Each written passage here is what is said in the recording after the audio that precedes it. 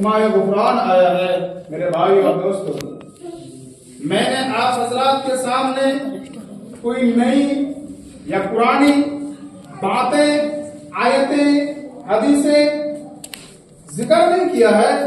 میں نے وہی آیتیں، وہی حدیثیں آپ حضرات کے سامنے خطبہ اولیاء کے اندر میں نے پڑھی ہے، جو ہمارا متعدد علماء کرام سے، متعدد احباب سے، متعدد جانکاروں سے، اور یوں کہ قرآن اور احادیث کی جو روشنی لے کر اس دنیا میں جو شخص آئے، یعنی احمد مصطفیٰ محمد مصطفیٰ احمد مجتبیٰ محمد مصطفیٰ صلی اللہ تعالی علیہ وسلم نے جس کام کو، جس عمل کو اس دنیا میں پھیلایا، ہم نے انہیں کی باتیں کی ہیں۔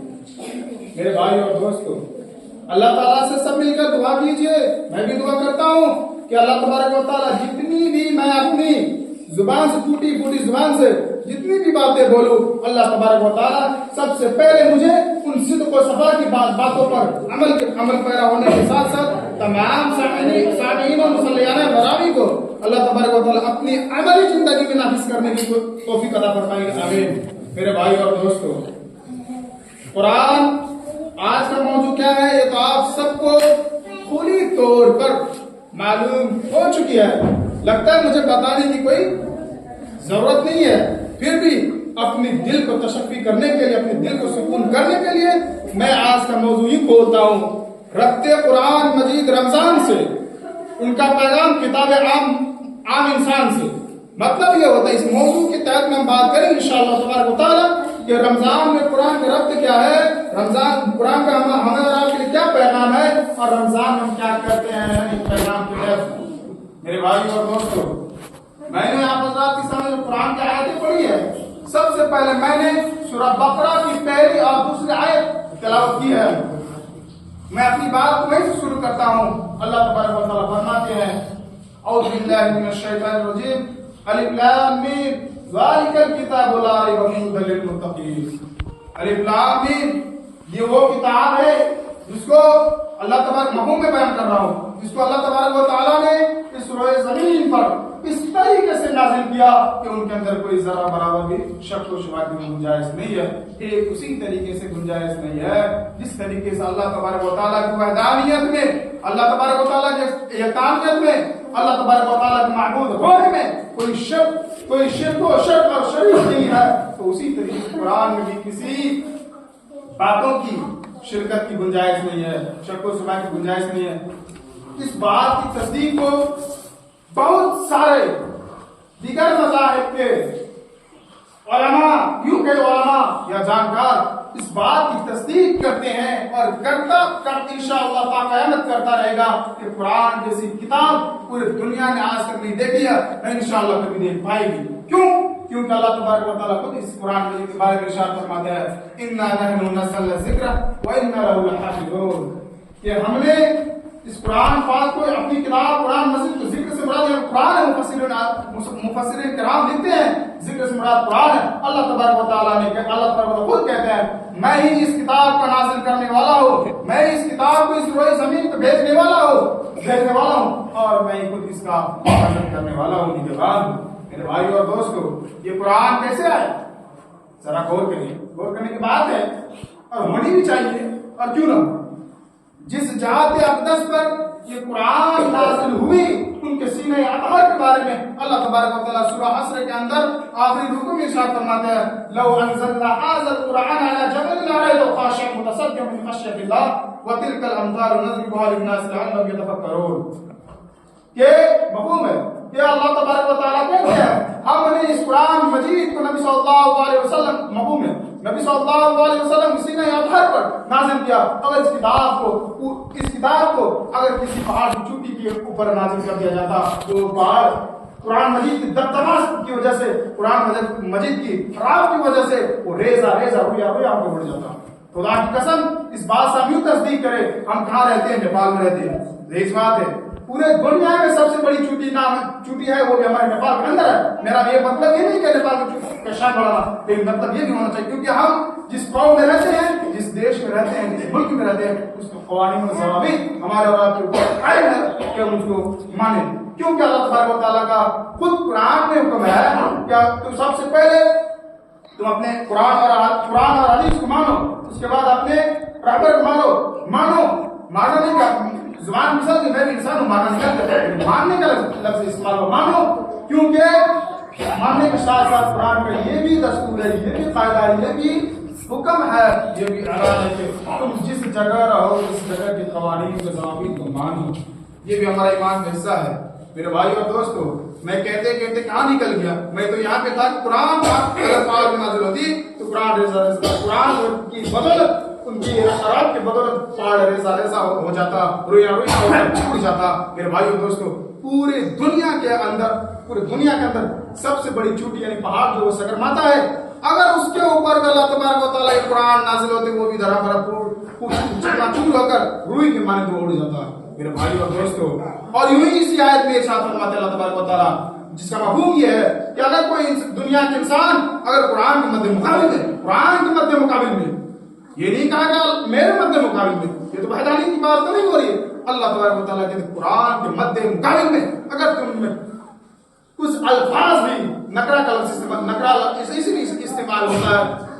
सर्फ ज्ञान अरबी कायदा है कि अगर कहीं पर नकरा का इस्तेमाल हो एक या चंद के माने में होता है। मेरे भाई और दोस्तों, यहाँ पर मुफस्सिरीन कराम और जो बताते हैं उलमाए कराम जो बयान करते हैं वो कहते हैं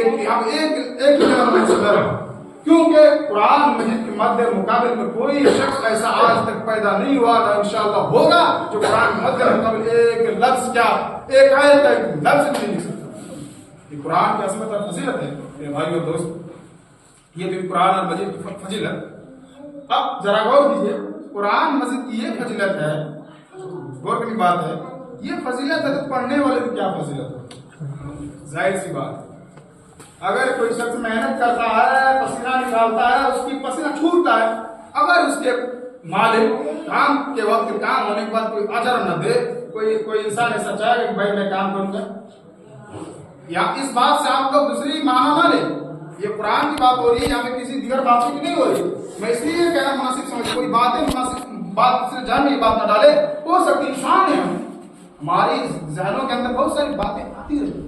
मेरे भाई और दोस्तों, कुरान मजीद के बारे में अल्लाह तबारक व तआला के रसूल मोहम्मद सल्लल्लाहु अलैहि वसल्लम इरशाद फरमाते हैं, उस्मान इब्न अफ़्फ़ान रज़ियल्लाहु तआला अन्हु क़ाल सल्लल्लाहु अलैहि वसल्लम खैरुकुम मन तअल्लमा अल-कुरान व अल्लमह, कि तुम में बेहतर वो शख्स है, यहाँ पे नहीं कहे साहबा तुम्हें ये बेहतर शख्स हुआ है, ए मुसलमानों तुमसे बेहतर वो शख्स नहीं है, वो शख्स है, बल्कि ये कहे लोगों, क्योंकि आप सल्लल्लाहु अलैहि वसल्लम मोमिनों के लिए मोमिनों और मुसलमानों के लिए आदि और रसूल बना कर नहीं भेजे गए, क्योंकि अल्लाह तबारक व तआला सूरह अंबिया के अंदर इरशाद फरमाते हैं करीबन 107 आयत है, वमा अर्सलनाका इल्ला रहमतल लिल आलमीन, कि हमने आप यानी मोहम्मद सल्लल्लाहु अलैहि वसल्लम को दोनों जहां के लिए रहमत बनाकर भेजा है।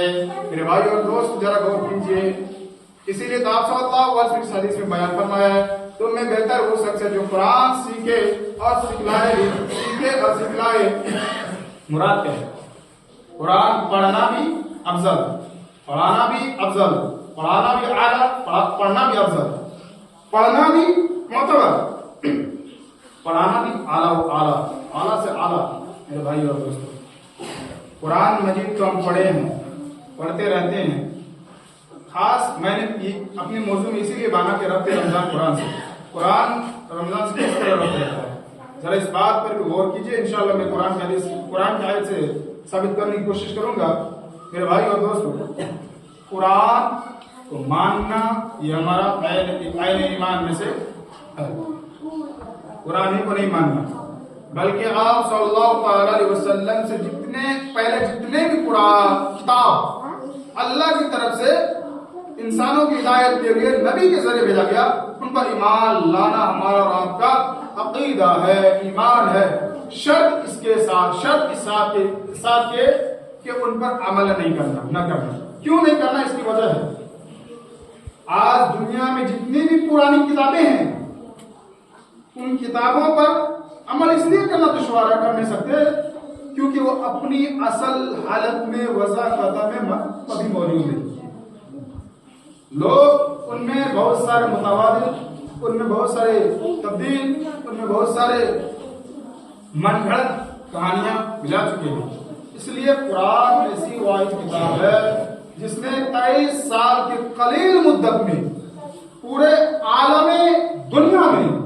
مثال قائم رکھا ترقی کے معاملے میں کہ آج تک کوئی کتاب یا کوئی آدمی اس چیز کا اس بات کی انکار نہیں کر سکتا کہ قرآن واقعی کتاب ہے۔ میرے بھائی اور دوستو، میں کہاں پہ تھا؟ میں تھا قرآن پڑھنے والے کی فصل پہ۔ میرے بھائی اور دوستو، قرآن کی ربط رمضان سے یوں ہے، سورہ بقرہ آیت نمبر 185، سورہ نمبر 2، پارہ نمبر 2، اللہ تبارک و تعالیٰ ارشاد فرماتے ہیں شہر رمضان الذی انزل فیہ القرآن ھدی للناس وبینات من الھدی والفرقان۔ ترجمہ یوں سمجھے، ان کی تعلیم 2 یا 3 روز پہلے ہم نے جوہر میں سن چکے ہیں۔ میرے بھائی اور دوستو، رمضان کا بابرکت مہینہ وہ مہینہ ہے جس میں اللہ تبارک و تعالیٰ قرآن مجید کو عالم انسان کے لیے نازل کیا، انسانوں کے لیے نازل کیا۔ اب قرآن نازل کرنے کے بعد قرآن کا کیا مقصد ہے؟ قرآن کا یہ مقصد اللہ تبارک و تعالیٰ قرآن کو اتارنے اور بھیجنے کا مقصد یہ یوں فرماتے ہیں ھدی للناس، لوگوں کے لیے ہدایت ہے۔ یہاں پہ یہ نہیں کہا کہ مسلمانوں کے لیے ہدایت ہے، مومنوں کے لیے ہدایت ہے۔ میرے بھائی اور دوستو، یہی سے اگر آپ اور تھوڑا یہاں سے منطق کی بات نکلتی ہے۔ منطق کسی چیز کا نام ہے جس کو اگر کسی سے بات کریں، وضاحت کے ساتھ بات کریں، وہ کیا بولے ان سے آگے کیا ہوگا، ان کو پتہ کرنے کی صلاحیت قوت رکھنے کا نام منطق ہے۔ اللہ تبارک و تعالیٰ قرآن میں ہر وہ چیز، ہر وہ علم جمع کر دیا ہے جو انسان کو چاہیے۔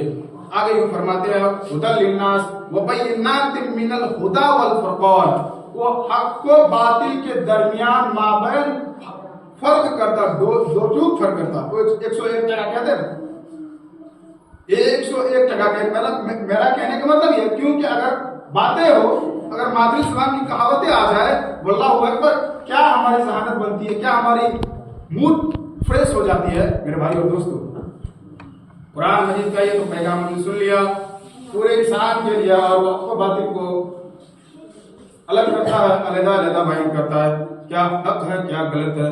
میں ایک بات اور اس میں جوڑ دینا مناسب سمجھتا ہوں۔ اللہ تبارک و تعالیٰ کہتے ہیں میں نے تمہارے اور تمہارے اوپر رمضان کے روزے فرض کر دیے ہیں۔ یہ باتیں گزشتہ جمعہ بھی ہو چکی ہے۔ انشاءاللہ پوری رمضان اس بات کی طرف توجہ دلائی جائے گی، چاہے میں بیان کروں چاہے امام جمعہ بیان کرے، آخر دونوں آپ جو بھی بیان کریں گے انشاءاللہ تبارک و تعالیٰ یہ بات کی پیغام ہر عام یہ بات کی پیغام دیا جائے گا کہ اللہ تبارک و تعالیٰ نے ہمیں آپ کے اوپر رمضان روزے فرض کر دیا تاکہ ہم متقی اور پرہیزگار ہو جائے۔ اور قرآن کا بھی یہی پیغام ہے، میں نے پہلے ہی پڑھا اب ربط جوڑے قرآن اور رمضان کا ربط یہیں سے کھل جاتا ہے، کھل جاتا ہے کہ رمضان کا بھی پیغام یہ ہے تم متقی بن جاؤ، قرآن کا بھی پیغام یہ ہے کہ تم متقی بن جاؤ، پرہیزگار ہو جاؤ۔ پرہیزگار کس سے ہو جائے؟ یہ تو نہیں کہ ہم یہ کھانے سے رک جائے، وہ کھانے سے رک جائے، بلکہ ہر وہ کام سے رک جائے جسے اللہ اور اس کے نبی صلی اللہ تعالی علیہ وسلم نے حکم فرمایا تم اس سے رک جاؤ۔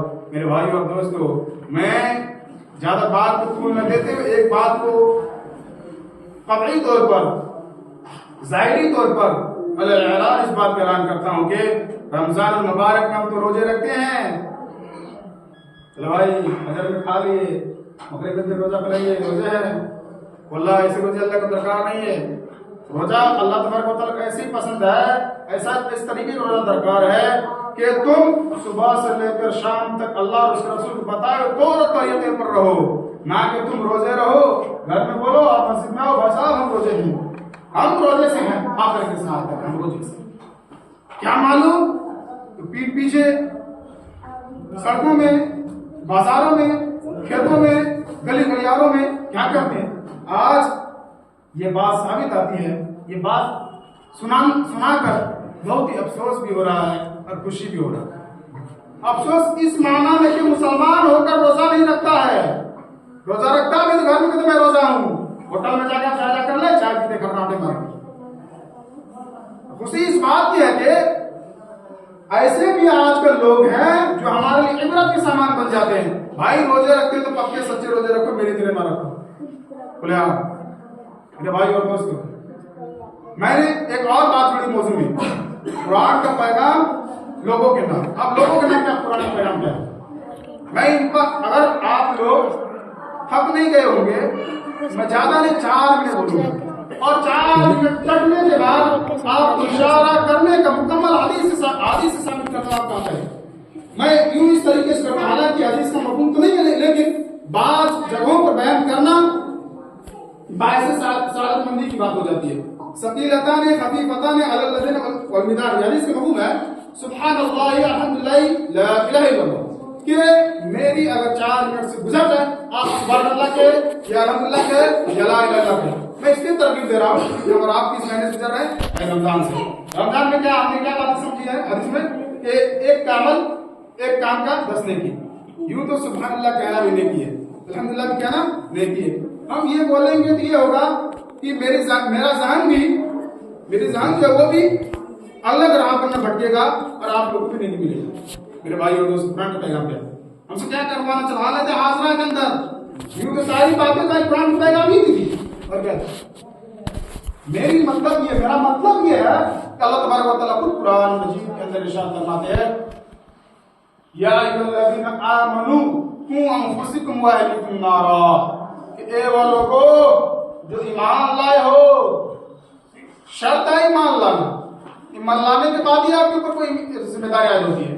آپ فرض کریں آپ کسی جگہ پر نوکری کر رہے ہو، جو بھی نوکری ہو، جب تک آپ وہاں پر سیٹل نہ ہو جائے تو آپ کے اوپر ذمہ داری عائد کرے گی؟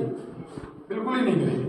ٹھیک اسی طریقے سے ہم ایمان لے آئیں گے تو اللہ تبارک و تعالیٰ ہمارے اور آپ کے اوپر ذمہ داری عائد کریں گے ہی تو کریں گے کہ تم خود بچو اور اپنے اہل عیال کو بھی بچاؤ نار جہنم سے. آپ مزید فرمائیں نار جہنم کا ایندھن کیا ہے؟ آگ کو ہم جلاتے ہیں، چولہے کی مثال لیں، حقیقی بات ہے. کھانا وانا پکانے کے لیے جلاتے ہیں ہمارے ماں اور بہنیں، تو ان میں ایندھن لگا کے جلاتے ہیں، تب تو آگ نکلتی ہے. کل قیامت کے روز جہنم میں کیا لگا کر اللہ تبارک و تعالیٰ لگائیں گے؟ وقود الناس والحجارہ، نار جہنم کی ایندھن انسان اور پتھر ہوں گے. یاد رکھے اگر آپ پتھر کو جلائیں اور اس کو چھونے کے بعد اپنا ہاتھ کا تھوڑا محاسبہ جائزہ لے تو ہاتھ پہ کیا ہوتا ہے، کیا اثر ملتا ہے؟ واللہ آپ کا ہاتھ رہے گا 1 انچ کا، مثال چھونے کے بعد 5 منٹ کے بعد یہ 5 انچ کا ہو جائے گا. یہ اللہ کی نعمت ہے، یہ آسان ہو گئی، یہ تو آزاد. اور آگے ایک اور آیت میں تھوڑا مناسب سمجھتا ہوں، اور یہ میں چھوڑنے کی امید اور موڈ میں نہیں تھا.